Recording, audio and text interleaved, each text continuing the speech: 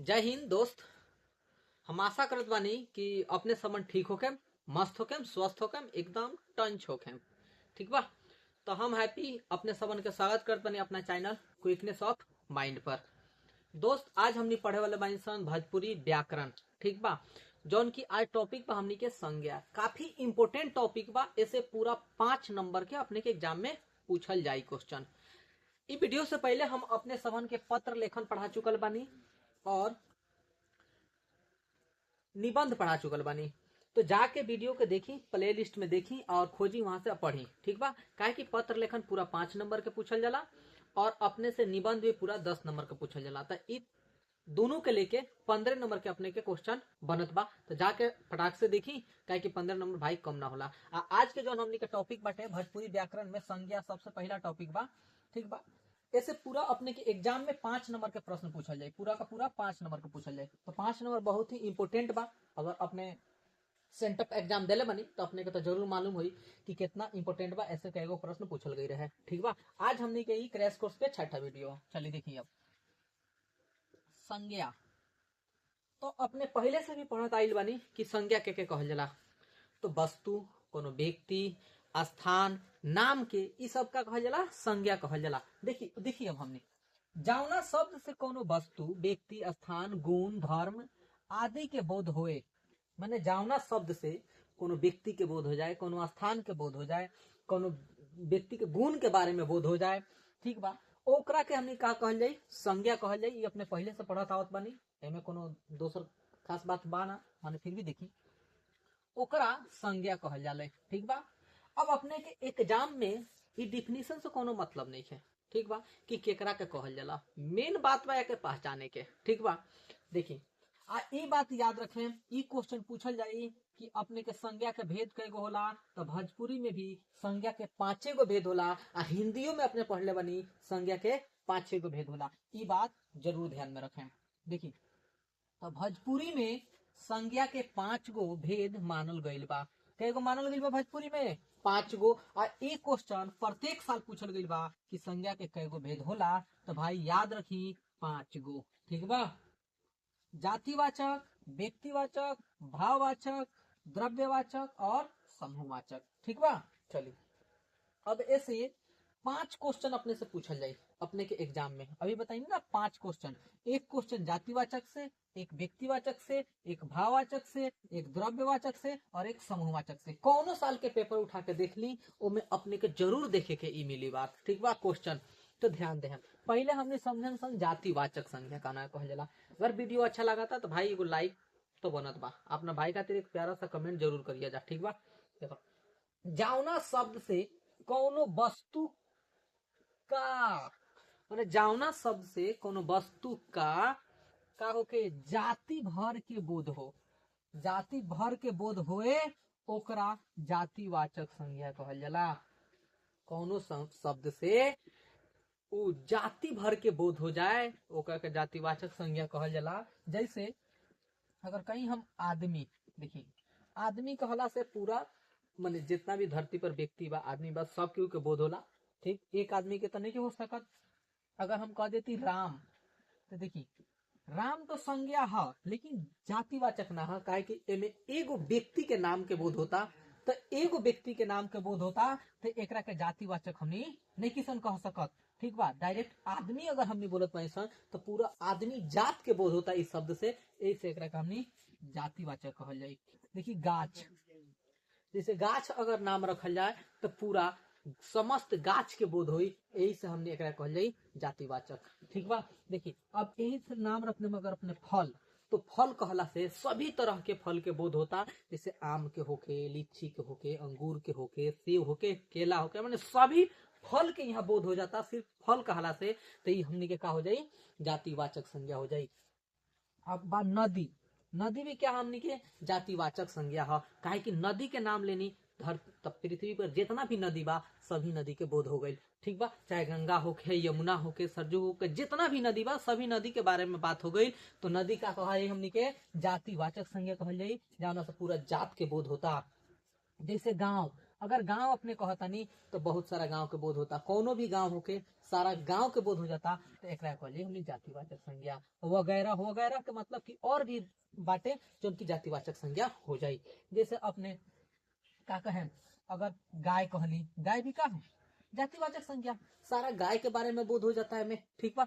तो इस तरीका से अपनी जातिवाचक संज्ञा के समझनी, ठीक बा। चलिए अब हमने नेक्स्ट पार्ट के समझ जाओ, जैसे कि व्यक्तिवाचक संज्ञा के, भाववाचक संज्ञा के, ठीक बा। तो फटाक से नोट कर ली, तुम हटत बानी तो अपने समन एक पहले वाला नोट कर ले बानी। चलिए अब हमने पढ़े वाला बानी सन व्यक्तिवाचक, ठीक बा। ए भाई गुदरम घुस के मत देखो, ठीक बा, नोटो कर साथे साथे लिख तब होई। आ जे भाई ई सोचत होई नु कि हम तो हिंदी में पढ़ ले बानी, हमरा पढ़ले का जरूरी बा, सही सोचत बाड़ा ए भाई, मत देखो 5 नंबर तोहर गोइल। देखो है नहीं अब व्यक्तिवाचक संज्ञा, ठीक, जावना शब्द से कोनो खास आदमी जगह, नदी, पहाड़, दिन, महीना वगैरह के बोध होए, ठीक बा, ओकरा के व्यक्तिवाचक संज्ञा कहल जाला। का कोनो खास आदमी के, जगह के, नदी के अगर खास बोध होता तो ओकरा के तो कहल जाई कौन, व्यक्तिवाचक संज्ञा। एगो बात समझो, जब समझ लिया एगो के बारे में बात होके, कोनो एगो चीज के बारे में ना, जो एक गो होके धरती पर उहो समझ लो, आ चाहे कोनो एगो के बारे में बात होकत होके ओकरा के समझ लो, ठीक। तो उ का हो जाई, व्यक्तिवाचक संज्ञा हो जाई। जहां एगो के बारे में बात भइल उ व्यक्तिवाचक संज्ञा हो जाई, ठीक बा। समझ में आइल नु बात। अब सुनी है ने, जैसे एग्जाम्पल से, जैसे राम, अगर राम अपने कहत बानी राम, तो सिर्फ रामे के बोलावत बानी, दोसर क्यों के ना। तो राम कहनी तो अकेला व्यक्ति भइले राम, तो राम हो जाइए कौन सी हमनी के, व्यक्तिवाचक संज्ञा, ठीक। श्याम कहनी तो बतिया उहे पड़ल, ठीक। अच्छा हिमालय, अगर हिमालय कहतनी तो हिमालय का 4 गो बा, एके नु गो बा, तो हिमालय हमनी के का कहा, व्यक्तिवाचक संज्ञा। अब कहनी है तो गंगा, तो गंगा का 10 गो बा, गंगा नदी एक ही गो बा, तो एगो बा गंगा, तो गंगा का कहाई, व्यक्तिवाचक संज्ञा कहाई, ठीक बा। अब देखी चैत, चैत यानी कि महीना के नाम हमनी के, महीना के नाम है नु चैत, तो चैत का 4 गो होला कि एक ही गो होला, तो एगो होला तो का कहाई, व्यक्तिवाचक संज्ञा। सोमवार दिन है हमनी के, सप्ताह में आवेला, ठीक, दिन, तो दिन है, तो दिन के नाम है, तो कै गो आवेला सोमवार बा, कै गो सोमवार बा, 4-5 गो नहीं खे, एगो बानू, तो का कहाई, व्यक्तिवाचक। दिल्ली, कै गो दिल्ली बा, एगो बा, तो एगो बा तो व्यक्तिवाचक संख्या। तो ऐसे का समझ में आई कि जो एगो के बारे में बात होकता तो व्यक्तिवाचक संज्ञा कहल जाए, ठीक बा। चलो अब देखा जा हमनी भाववाचक संज्ञा। भाववाचक संज्ञा, जावना शब्द के कौनो वस्तु, जावना शब्द के कौनो वस्तु या व्यक्ति का गुण, धर्म, स्वभाव के बोध हो, ओकरा भाववाचक संज्ञा कहल जाला। जावना शब्द से कोनो व्यक्ति के गुण, धर्म, स्वभाव के बोध होके ओकरे के व्यक्तिवाचक संज्ञा कहल जाला, ठीक बा। जैसे हम कहीं गर्मी का, गर्मी, तो गर्मी कथी है, बोली भाववाचक संज्ञा हो गई। दाया, आदमी के गुण न हुआ दाया, तो भाववाचक संज्ञा। प्रेम, प्रेम कथी है, मनुष्य के गुण है, आदमी के गुण है, तो गुण है तो भाववाचक संज्ञा कहाई। देखी अब ओकरा बाद साहस, ना कहल जाला बहादुरी, तो साहस ई का है, इहो मनुष्य के गुण है, तो ई का कहाई, भाववाचक संज्ञा कहाई। आदमियत, इहो का है, भाववाचक संज्ञा है। बचपन, तो बचपन का है, भाववाचक संज्ञा है। सर्दी, भाववाचक संज्ञा है। गर्मी, भाववाचक संज्ञा है। इसे कह दी धुआं, भाववाचक संज्ञा है। कुछ समझ में आई? चलिए तो हम हटत बानी, एक बार स्क्रीनशॉट ले ली और नोट कर ली साथे साथे। तो चलिए अब हमने द्रव्यवाचक संज्ञा के बारे में जान लीजा, ठीक बा। देखें, जावना शब्द से कौनो नापे तौले लायक वस्तु के बोध होए, नापे तौले लायक वस्तु के बोध है, ओकरा के द्रव्यवाचक संज्ञा कहल जाले। कौना चीज के? तो जौना शब्द से कौनो नापे तौले वाला वस्तु के बोध हो जाए ओकरा के द्रव्यवाचक संज्ञा कहल जाला। यानी नाप जोख के कोनो चीज के हमने देवे नहीं सनु, तौल के तरजुई पर चाहे को डिब्बा से नाप के कौन नाप जोख के मतलब नाप के तौल के कोनो चीज के देवे नहीं सन, जौन भी वस्तु के हमने नाप के तौल के देवे नहीं सनु उस सारा वस्तु का कहाई? द्रव्यवाचक संज्ञा कहाई। ठीक बा? जैसे देखी आटा, आटा का करनी सन हमने नाप के देवे नहीं सन आ जोखियो के देवे नहीं सन, तौल के तरजुई पर। देखी चाउर नाप के तौल के जोख के देवे नहीं कि ना। दूध, पानी आ सोना, सोना तो देखे नहीं के मपाला, चांदी आ माटी, एमे बड़ी कंफ्यूजन हो जाई। माटी द्रव्यवाचक संज्ञा केंगे हो गई भाई? माटी टेलर से ना नापाला, 1 टेलर 2 टेलर 4 टेलर नापाला नु, तो इहो माप के देवे नहीं सनु, तो माटी का कहलाई? द्रव्यवाचक संज्ञा कहलाई।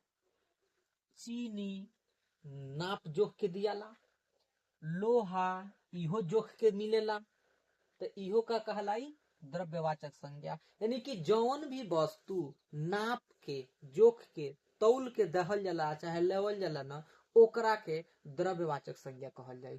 समझनी अपने समझ? चल अब बात समूहवाचक संज्ञा। समूहवाचक संज्ञा जौन शब्द से कौनो वस्तु आ व्यक्ति का समूह, देखी कौनो वस्तु होके चाहे व्यक्ति होके ओकरा समूह के बोध होता होए, समूह के बोध होए ओकरा समूहवाचक संज्ञा कहल जाले। ओकरा का कहल जाले? समूहवाचक संज्ञा कहल जाले। तो देखी समूह में, अब समूह के कहाई?